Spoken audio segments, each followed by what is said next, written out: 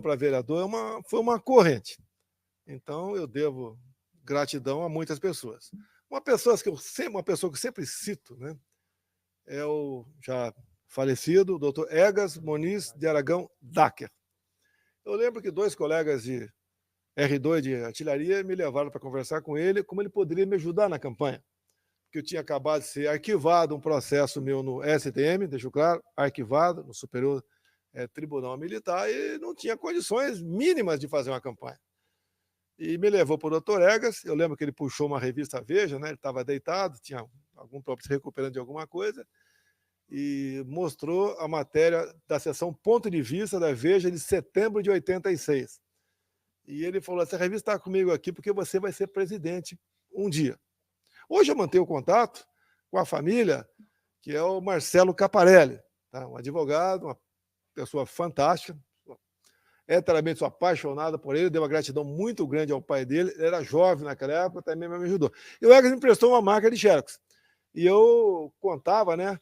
Tirava 7 xerox por minuto. Então eu fazia eram santinhos, né? De 4 linhas por 7.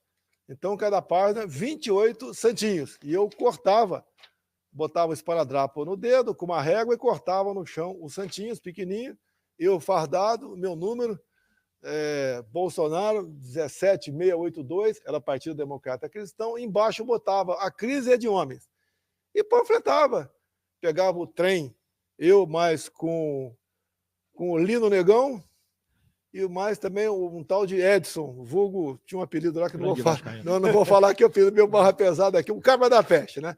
A gente panfletava, entrava na Central do Brasil no trem, ia até basicamente ali a Santa Cruz, de vez em quando em direção a Japeri e voltava, não ia até lá. Fazíamos também de moto, de madrugada, parava num ponto de ônibus, né? E tinha chamava Santão. Era a minha cara, da revista Veja, xerox, preto e branco, também com Santão número. Que era maior um pouquinho, né? Porque era grande, né? E eu passava cola de farinha de trigo atrás e no ônibus pregava atrás do ônibus. Muitas vezes também, ali na ponte Rio-Niterói, Ilha de Moncangueiro, simulava um pane no meu carro e ficava panfletando no horário que o pessoal saía das unidades. Também ia de moto lá na região de Campo Grande, o pessoal de conjuntos habitacionais, de praça, de sargentos de marinha especial, panfletava o pessoal que via para cá. Panfletava também os conjuntos habitacionais, como 6 de Novembro, a Gonzaga Basso 209, em Campo Grande, vários conjuntos. E eu lembro, com a ajuda de mais 2 outras pessoas, foram em torno de 10 mil cartas que nós fizemos o destinatório de próprio punho. Era um militar da reserva e pensionista. Não tinha, praticamente não existia, naquela época, a impressão de etiqueta, e custava caro. E a impressão era uma esfera também, não tinha condições. Então, praticamente 10 mil cartas de próprio punho mandamos também. Também, quando ia em pátios aqui de supermercados, eu olhava o carro que tinha plástico de comandos, forças especiais, paraquedista, 9ª Brigada, o da Polícia Militar. Hoje não tem mais isso, né? É complicado o cara botar o plástico que está no batalhão tal, servir, não existe mais isso. E panfletava o para-brisa desse carro apenas. Por que desse carro? Porque eu não podia panfletar todos os para-brisa. E depois que me elegi, não tinha recurso para mandar correspondência para esse cadastro nosso, que era bastante grande. Então, tinha um mapa, por exemplo, de regiões muito densamente habitadas, como Copacabana. Fazia em umas ruas e você, então, entregava, em média, 400 cartas em poucas horas.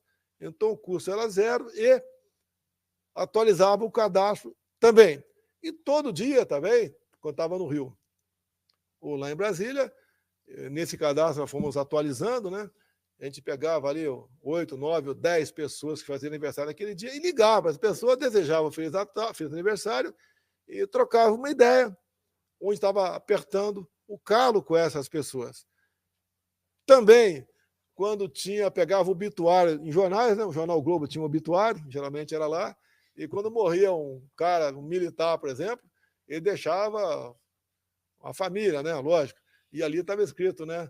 Fulana de tal, esposa, tal. Daí eu ia atrás do cadastro, endereço dessa pessoa. e ela passava a ser uma potencial eleitora nossa. Por que isso? O cara fala, por que militar?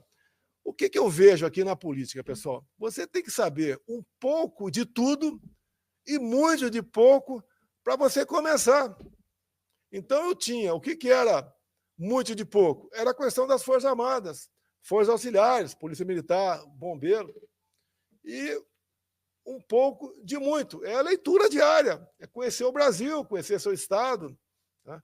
E você vê certos nomes que tiveram sucesso no tocante a conseguir eleições no Brasil. Por exemplo, a Rita Camata, ela era especialista aí no ECA. Eu sou contra muita coisa desse ECA aí, mas ela defendia o ECA, então se consolidava em cima disso. Outros também defendiam a questão de animais, né? O cara defendia lá o cachorrinho, o gatinho. A proposta tinha realmente um apelo da sociedade, e ele, para ser vereador, deputado estadual, e ajudava muito a ser federal também, nessas questões. Então, esse é o trabalho que a gente fazia. Não tinha mídias sociais, o telefone custava caro, o telefone celular era uma fortuna, e o telefone custava caro, porque uma linha telefônica custava na ordem de 3, 4, 5 mil dólares aqui no Brasil. Depois que foi privatizada, isso melhorou e chegamos a isso daqui. Então, isso aqui é produto do capitalismo. E deixo claro uma coisa, quando eu era mais jovem, eu era estatizante. E com o tempo foi mudando até que o Paulo Guedes me converteu completamente ao capitalismo. Então, o Paulo Guedes me converteu ao capitalismo, que deu certo no nosso governo. Se não tivesse tomado todas aquelas medidas em 2019, não teríamos resistido 20 e 21 com aquela política que países sérios já divulgam, né? Completamente equivocada, conhecida como fica em casa, a economia a gente vê depois. Perfeito. Tem aí a atualização dos números de